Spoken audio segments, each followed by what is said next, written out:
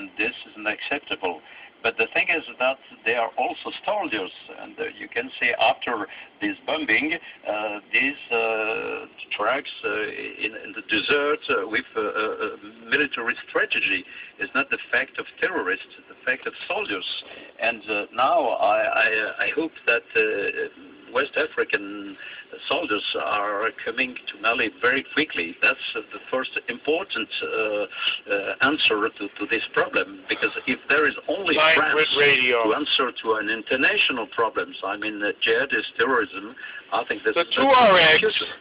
Okay, thanks for your time, Paul Quiles, former defense minister. The Tuaregs were once aligned with... It's 14 minutes, 14 and a half minutes past 8:20. This is Newsday from the BBC with Lawrence. They were in alliance with Gaddafi, and in fact many Tuaregs are Libyans. Now I don't know how much they respect or care about the border between Libya and Mali, but it was after Gaddafi was murdered and his government overthrown, at least in the northern part of Libya, that what started out being called a Tuareg separatist rebellion took place in northern Mali. And then we were told that it was joined by Islamists. And now we are told that they are Islamists, period.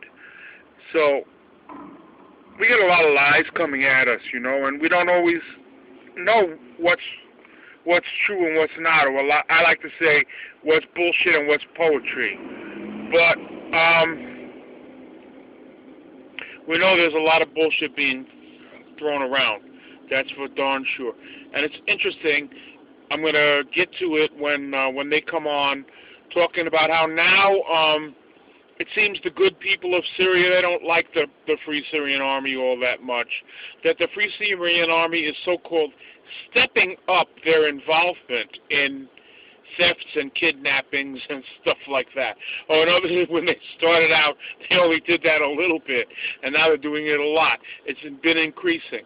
And that the Syrian people are turning to the Islamists, our old buddies from Afghanistan and Kosovo, turning to the Islamists, and that they've set up a Sharia court in the biggest city in Syria, Aleppo. Now, isn't that cute? How is this going to end? Is it going to end well for anybody? It would seem that the thing to have done from the very beginning was diplomatically move towards negotiations between Assad and the opposition groups in Syria.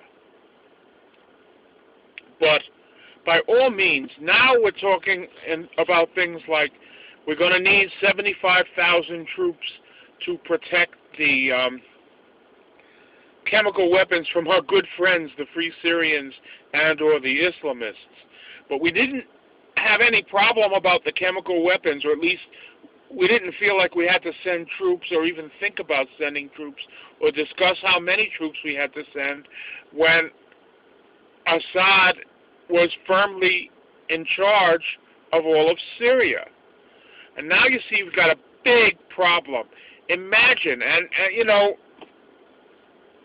this is going to be something that's going to spill over into Lebanon, which it already is, because a lot of the same ethnic and tribal groups are on both sides of the border of Syria and Lebanon.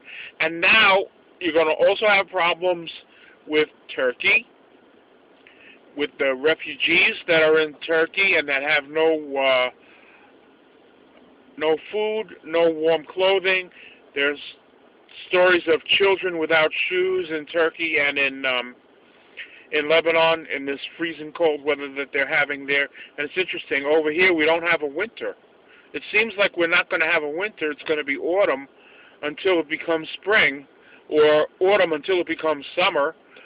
And in Syria and the surrounding areas, it's colder than it's ever been. And the people are suffering. And I can't understand what all of that signifies. And I'm not going to try to tell you what it signifies, or if it signifies anything at all but coincidence. Denied any link at all. He also denied there would be any sectarian attacks on Syria's minorities. Christians especially had nothing to fear. Our religion allows us to marry Christians, to eat your food and to live amongst you. We have many fatwas telling us not to exploit the Christians' blood and possessions.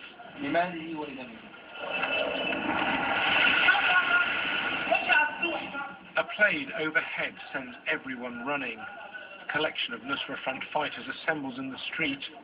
Syrians, Turks, Yemenis, Tunisians. An international brigade of Islamists, in other words. Amid the kidnapping and the looting, the chaos and the shortages, support for the pious men of the Nusra Front is growing. Western governments then face a dilemma. If arms are allowed to reach the Syrian rebels, they could end up in the hands of radical Islamists. But if moderates in the uprising are not identified and supported, power will flow to the best organized and the most disciplined fighters. But the moderates are stealing and kidnapping. That's what you told us. Correspondent Paul Wood reporting from Aleppo. It's 20 past 8 in the desert in Algeria, with the army surrounding a natural gas complex after Islamic militants seized a number of foreign hostages. Which is a spillover from Mali, which is a spillover from Libya. Hello? To be dominant at the weekend?